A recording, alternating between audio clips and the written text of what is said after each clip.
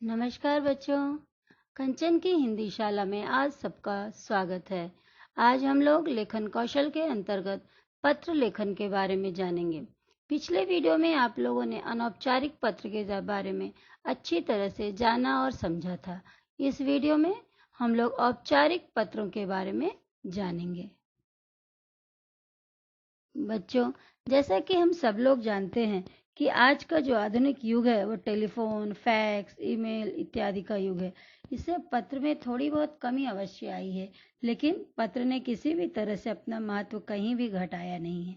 आज भी हम लोगों को विद्यालय से अवकाश लेने के समय आवेदन पत्र अथवा किसी समस्या से अवगत कराने के लिए किसी न किसी पत्र की आवश्यकता अवश्य पड़ती है, क्योंकि ये पत्र ही हैं जो कि एक लिखित और स्थायी दस्तावेज माने जाते हैं। तो इस तरह से हम देखते हैं कि पत्रों के दो प्रकार होते हैं। अनौपचारिक पत्र, जिसे कि हम लोगों ने अपने पिछले वीडियो में जाना और समझा है। इस वीडियो में हम लोग औपचारिक पत्र के बारे में जानेंगे। औपचारिक पत्र अर्थात फॉर्मल लेटर, प्रार्थना पत्र, संपादकीय पत्र, आवेदन पत्र, व्यावसायिक पत्र, कार्यालयी पत्र इत्यादि औपचारिक पत्र के श्रेणी में ही आते हैं। आइए बच्चे, फिर से हम लोग एक बार देखते हैं कि यह पत्र कैसे और किसे लिखा जाता है। यह पत्र जिनसे हमारा कोई भी निजी संबंध नहीं होता है, उन्हें यह पत्र लिखा जाता है। औपचारिक पत्र लेखन में मुख्य रूप से संदेश, सूचना, तथ्यों को ही अधिक महत्व दिया जाता है। व्यवसाय से संबंधी प्रधानाचार्य को लिखे गए प्रार्थना पत्र, आवेदन पत्र, सरकारी विभागों को लिखे गए पत्र, संपादक के नाम पत्र आदि औपचारिक पत्र कहलाते हैं। औपचारिक पत्रों की भाषा सहज और शिष्टता पूर्ण होती है।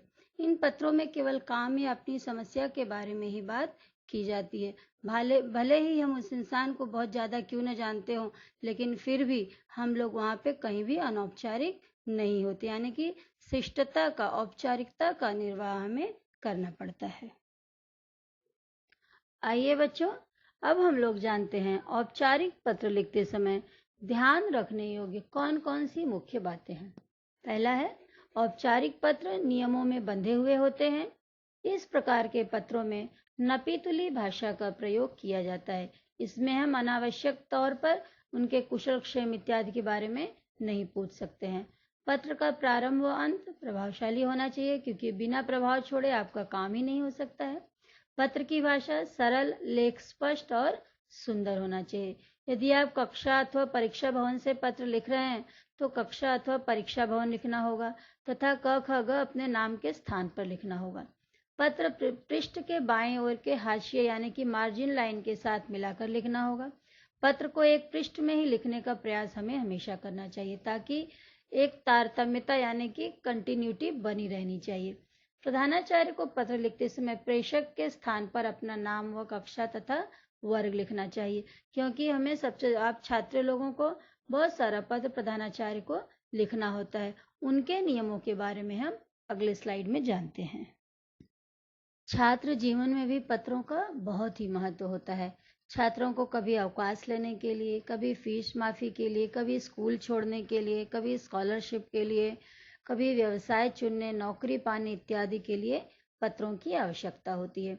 इसलिए हमें बच्चों को सबसे पहले यह ध्यान देना होगा, यदि आप अपने प्रधानाचार्य को पत्र लिख रहे हैं तो आप जहाँ लास्ट आपका समापन है वहां पर आप अपना नाम, कक्षा का नाम और सेक्शन अर्थात वर्ग लिखना आपको नहीं भूलना है, क्योंकि प्रधानाचार्य हर बच्चे के घर के नाम से नहीं जानते, वो कक्षा और क्लास सेक्शन के नाम से जानते हैं। आइए अब हम लोग जानते हैं औपचारिक पत्र के अंग के बारे में। औपचारिक पत्र के 7 अंग होते हैं। पहला है दिनांक, उसके बाद पत्र प्राप्तकर्ता का पद नाम तथा पता, विषय होगा, उसके बाद संबोधन होगा। विषय वस्तु हमेशा 2 पैराग्राफ यानी कि 2 अनुच्छेद में लिखना होता है। पहला अनुच्छेद अपनी समस्या के बारे में, अपने कारण के बारे में बताओगे, और दूसरे अनुच्छेद में आप उनसे क्या अपेक्षा रखते हैं वह आपको बताना होगा। साथ में आपको धन्यवाद ज्ञापन देना होगा। आपका नाम होगा, हस्ताक्षर होगा, प्रेषक का पता और नाम होगा। आगे हम इसके प्रारूप के बारे में देखेंगे। आइए यहाँ पर हम लोग औपचारिक पत्र के एक प्रारूप को सर्वप्रथम देखते हैं। पेज पर सबसे पहले दिनांक आपको दाहिनी तरफ लिखना होगा। इसके बाद संबोधन होगा, आपके विद्यालय का नाम, सेवा में प्रधानाचार्य महोदय, विद्यालय का नाम और पता आ गया। इसके बाद अब आपका विषय आएगा, विषय का उल्लेख करना अति आवश्यक है। इसके बाद महोदय महोदया अकॉर्डिंग टू आपके प्रधानाचार्य, अगर लेडीज प्रधानाचार्य हैं तो आपको महोदया लिखना होगा, अदरवाइज आपको महोदय संबोधन का यूज करना होगा। पत्र का विस्तार आपको देना होगा कि आप क्यों पत्र लिख रहे हैं। मुख्य विषय वस्तु आएगी, आप क्या चाहते हैं उनसे। समापन, आपको विश्वास दिलाना होगा कि आप यह जो पत्र लिख रहे हैं, जिस चीज़ की मांग कर रहे हैं, उससे आप फिर बदले में आप क्या करेंगे। उसके बाद आपका धन्यवाद ज्ञापन होगा, आपका आज्ञाकारी शिष्य अथवा शिष्या लड़कियां लिखेंगे, आपका नाम आएगा, कक्षा वर्ग एवं अनुक्रमांक लिखना हमें नहीं भूलना है। यहाँ पर आप लोग फीस माफी के लिए प्रधानाचार्य को लिखा गया एक पत्र देख सकते हैं। राइट हैंड साइड में यानी कि दाहिने तरफ दिनांक आपको लिखना है, आपका संबोधन सेवा में प्रधानाचार्य महोदय, विद्यालय का नाम लिखना है, स्थान का नाम लिखना है, संबोधन आपको लिखना है मान्यवर महोदय। इसके बाद आप कोई भी कारण दे सकते हैं फीस माफी के लिए, कुछ भी कारण हो सकता है। यहाँ पे जो कारण दिया गया है कि पिताजी की थोड़ी सी निर्धनता है, जिसकी वजह से सदस्य ज़्यादा हैं और फीस पूरी तरह से देने में समर्थ नहीं है, इसलिए यहाँ पर बच्चे ने क्या किया है, अपना यह कारण बताया है और फीस माफी के लिए आवेदन किया है। और अब फीस माफी मांगने के लिए आपको पहले अपना कारण बताना पड़ा, फिर आपको थोड़ा सा यह तो जरूर अवश्य बताना पड़ेगा कि आप क्या कर सकते हो। तो यहाँ पे बच्चे ने बताया है कि मैं हमेशा कक्षा में प्रथम आता हूँ, खेलों में भी बढ़ चढ़ भाग लेता हूँ, अतः आपसे प्रार्थना है कि आप मेरी पूरी फीस माफ कर दें और आगे पढ़ने का मौका देने की कृपा करें। मैं आपका बहुत आभारी रहूंगा। धन्यवाद ज्ञापन, आपका आज्ञाकारी शिष्य, आपका नाम, कक्षा और रोल नंबर अर्थात के अनुक्रमांक होगा। यहाँ पर हम लोग औपचारिक पत्र के एक और उदाहरण को देखेंगे, जो कि थानाध्यक्ष को लिखा गया है। आधार कार्ड खो जाने पर थानाध्यक्ष को पत्र लिखिए। यहाँ फिर से दाहिनी तरफ आपका दिनांक होगा, संबोधन सेवा में थानाध्यक्ष महोदय, नवी मुंबई। इसके बाद आपको पिन कोड लिखना नहीं भूलना है। पिन कोड हमेशा 6 डिजिट का ही होता है, वहाँ आप सही एग्जैक्ट आप लिखेंगे ऐसा नहीं है, 6 डिजिट आनी चाहिए, जैसे 1 2 3 4 5 6 यहाँ पर हमने लिख दिया है। विषय आपका लिखना बहुत जरूरी है आधार कार्ड खो जाने के संबंध में, क्योंकि जब तक आप विषय नहीं लिखेंगे तो आपको पता नहीं चलेगा कि आप किस विषय में यह पत्र थानाध्यक्ष को लिख रहे हैं। संबोधन महोदय, पहले पैराग्राफ में इन्होंने एक बात बताई है कि पत्र लिखा क्यों जा रहा है। भारत सरकार के नियमों के अनुसार आधार कार्ड हर जगह ले जाना जरूरी है, इसलिए मैं सभी स्थानों पर आधार कार्ड साथ लेकर जाता हूँ। परंतु कल रात को जब मैं घर वापस आया तो मेरा आधार कार्ड खो चुका था। तो इन्होंने पहले पैराग्राफ में यह बताया कि आधार कार्ड साथ लेकर चलने के कारण कहीं इनका आधार कार्ड खो चुका है।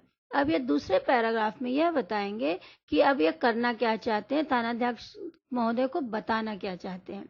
इसलिए महोदय मैं एफआईआर दर्ज करवा रहा हूँ, जिसकी एक प्रति आपके पास और दूसरी प्रति मेरे पास रहेगी, जिसे दिखाकर मैं आज आधार दफ्तर से डुप्लीकेट आधार कार्ड बनवाऊंगा। यानी कि ये एफआईआर दर्ज करवा रहे हैं, उस बारे में ये थानाध्यक्ष जी को बता रहे हैं। इनके तीसरे पैराग्राफ में ये बता रहे हैं कि महोदय अगर आप कष्ट कर मेरी मदद करेंगे तो मैं हमेशा आपका आभारी रहेंगे, यानी कि आपको धन्यवाद ज्ञापन करना बहुत आवश्यक है। इसके बाद आपको अपना नाम लिखना है और आप कौन है क्या है वो आपको बताना होगा। आइए हम लोग एक बार दोहराते हैं कि हमने इस वीडियो में क्या क्या समझा। पत्र के 2 प्रकार होते हैं, अनौपचारिक पत्र इनफॉर्मल लेटर और औपचारिक पत्र फॉर्मल लेटर।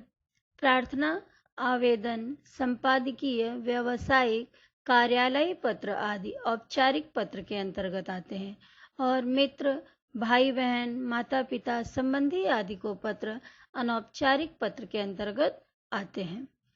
पत्रों की विशेषता, सहृदयता, शिष्टता, सरलता, मौलिकता तथा संक्षिप्तता होनी चाहिए। छोटे छोटे सधे वाक्यों में ही आपको पत्र लिखना चाहिए। उसकी भाषा सरल होनी चाहिए और शिष्ट शब्दों का प्रयोग किया जाना चाहिए। धन्यवाद बच्चों। यदि आपको यह वीडियो और आपका विषय आपको अच्छी तरह समझ में आ गया हो तो आप इसे लाइक, शेयर और सब्सक्राइब जरूर करें।